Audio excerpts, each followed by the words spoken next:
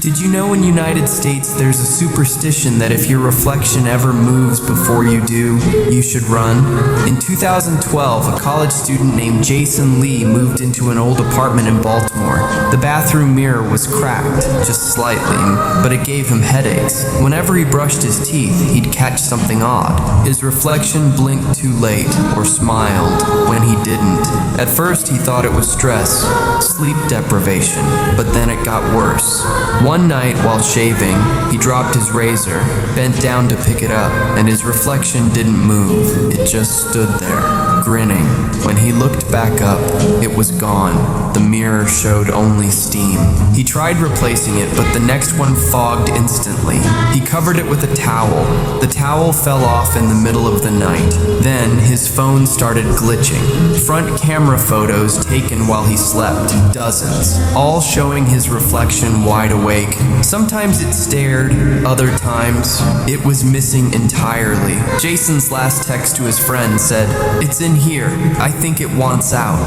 The next day, his door was locked from the inside. No sign of Jason, only a shattered mirror and bloody handprints on the inside of the glass. Now they say, if you feel watched in front of a mirror, don't break it, don't touch it, and whatever you do, don't blink first.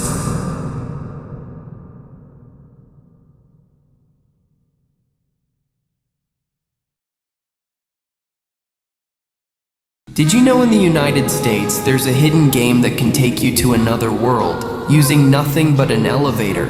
They call it the elevator game. And it started as a whisper from the deep web. The rules are precise. Enter a building with at least 10 floors, alone, at night. You must visit the floors in a specific order. 2, 6, 2, 10, 5. On the 5th floor, a woman might enter. Do not look at her. Do not speak, no matter what she says. If you follow the steps exactly, the elevator will rise on its own to the 10th floor. But when the doors open, you won't be in your world anymore. They say it's dark outside, no lights, no sound, only a red cross glowing in the distance. In 2013, a student named Kevin Brooks from Seattle tried it. He live-streamed the ritual for his followers. He laughed when the woman stepped in, but when he looked at her, the stream cut to black. All that remained was static. Police found the building empty. The elevator was stuck on the 10th floor. Kevin was never found, but 1 year later, his account went live again. A single video appeared. Kevin standing in an endless hallway of elevators, silent, his eyes pitch black. They say once you play the elevator game, you're never alone in elevators again. And sometimes, they don't take you where you pressed, but where she wants.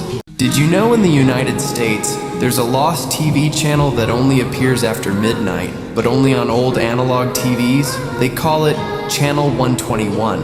In 2003, a 13-year-old named Brandon from Duluth, Minnesota was playing with his dad's basement TV. It had no cable, just a coat hanger for an antenna. He was twisting the dial when the static suddenly cleared. A pale face stared back. No sound, just a close-up of a man, gaunt, bald, lips stitched shut, staring directly into the camera. Brandon thought it was a movie until the man blinked, and the screen showed Brandon's own basement from the corner, as if someone was already filming him. The boy screamed and unplugged the TV, but the static stayed on. He ran upstairs yelling for his parents, but they found the screen black and Brandon shaking. Later they said it was just his imagination, but that same week, kids at school said they saw him on TV, late at night, on Channel 121, crying, screaming, begging to be let out. A month later, Brandon went missing. Police found no signs of forced entry, only his room, cold and damp, the TV left on with the words burned into the static. Now we're watching you. Some say if you flip your old TV to Channel 121 after 12:12 a.m., the man will appear again. And if he stares too long, you'll take Brandon's place. Did you know in the United States there's a toll booth in New Jersey where no one lasts more than one night? Back in 2002, a college student named Jared Klein took a night shift at Exit 34, an old, rarely used toll station near Pine Barrens. The pay was good, too good. Just sit, collect tickets, stay awake. But on his first night, the phone rang. There was no phone in the booth. It rang again, louder. So Jared searched, taped beneath the desk, a black rotary phone, dusty, not plugged in. When he picked it up, a raspy voice whispered, "You're not supposed to answer." He hung up. Then the lights cut out. The air turned ice cold, and outside, fog rolled in from nowhere. A dark car pulled up. Engine silent, windows blacked out. Jared opened the drawer for his flashlight and found a toll ticket with his name on it, date stamped 3 days in the future. The driver never rolled down the window, just waited. Jared refused to open the gate, so the car disappeared, not drove off, vanished into thin air.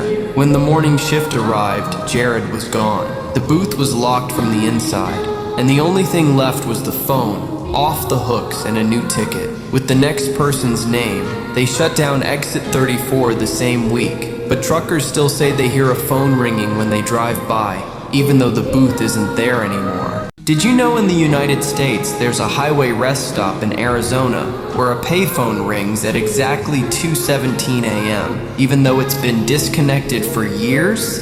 In 2009, a 19-year-old named Liam Carter was driving alone from Phoenix to Nevada.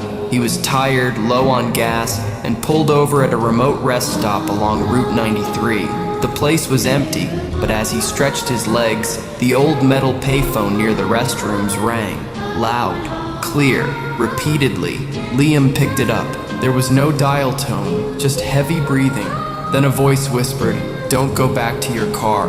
Then silence. Startled, he turned and saw his car's back door slowly closing, like someone had just gotten in. He ran, but when police arrived, there was no one there, just Liam, trembling and alone. The car was locked, no sign of forced entry. The patrol officer checked the phone line. It was cut. A week later, Liam received a voicemail from an unknown number. It was the same voice. "You shouldn't have answered." Now, truckers and travelers all avoid that rest stop after midnight, but sometimes, just sometimes, the phone still rings. And if you ever hear it, don't pick up, because the voice always knows your name. Did you know in the United States, there's an abandoned telephone exchange building in Ohio where the lines still connect, even though they've been cut for decades? In 1998, 17-year-old Maya Ellison was helping her uncle clean out the old Easton switchboard building before demolition. It had been shut down since the 70s. Dusty desks, rotary phones, miles of tangled wire. While exploring alone, Maya found a single red phone sitting in the middle of the main floor. No cord, no dial, just humming. Curious, she picked it up. A man's voice whispered, "Operator 3, still listening. Who do you need?" Thinking it was a prank, she asked, "Can you call my mom?" There was silence, and then her mother's voice came through, but not as she knew it. It was her mom's childhood voice, crying for help, begging someone not to lock her in the closet. The line went dead. Maya ran to her uncle, shaking. When they returned, the red phone was gone. Later that night, Maya asked her mother about it, and her mom turned pale. At age 9, she had been locked in a closet by a babysitter. She'd never told anyone, not even Maya. The building was demolished the next week, but some say if you pass that lot with an old rotary phone in your car, it might start ringing. Did you know in the United States, there's a hospital in Michigan where one room doesn't appear on any map, and no one remembers building it? In 2013, nurse Valerie Klein was doing overnight rounds at St. Francis Medical Center in Detroit. Around 3:17 a.m., she heard a heart monitor beeping from the east wing, a section under renovation and supposed to be empty. She followed the sound and found a door between room 304 and 306, but instead of 305, the door had no number at all. Inside was a patient, male, late 60s, hooked to machines, but there was no record of him. No chart, no wristband. He whispered, "It's not real. None of this is real." She blinked, and suddenly the room was gone. Just a solid wall, no door, no patient. Valerie reported it, but no one believed her. A week later, she quit, but before leaving, she checked old floor plans from the 1970s. There was once a room 305. A psychiatric patient burned himself alive inside it, and the hospital sealed it off. But sometimes, at 3:17 a.m., the room opens again, and someone always answers the call. Did you know in the United States there's a house in rural Kentucky that looks completely normal, but whoever knocks on the front door disappears? In 2011, a delivery driver named Mark Delaney got a last-minute package request from a place listed as 1429 Hollow Creek Road. It was nearly midnight, but the customer paid extra for a rush drop-off. When Mark arrived, the house looked empty. No lights, no cars, just an old white farmhouse with peeling paint and a crooked porch swing. Still, he had a job to do. He walked up the steps and knocked. Nothing. He knocked again, and the door opened on its own. Mark called out, but no one answered. So he left the package on the floor, took a photo for proof, and walked back to his van. But when he checked the photo, the house was gone. Just a field, no porch, no door, no house. He turned around. Nothing but weeds. They found Mark's van running on the roadside the next morning. The door was still open, the engine still warm, but Mark was gone. And the photo? It was still in his phone, showing the package resting on a porch that doesn't exist. Local cops won't investigate that address anymore.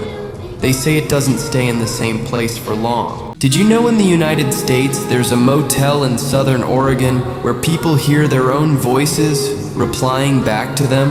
In 1994, a 19-year-old traveler named Caleb Ortiz checked into room 16 at Pine Hollow Motel, just outside Klamath Falls. That night, while talking on the payphone outside, he joked, "Hope this place ain't haunted."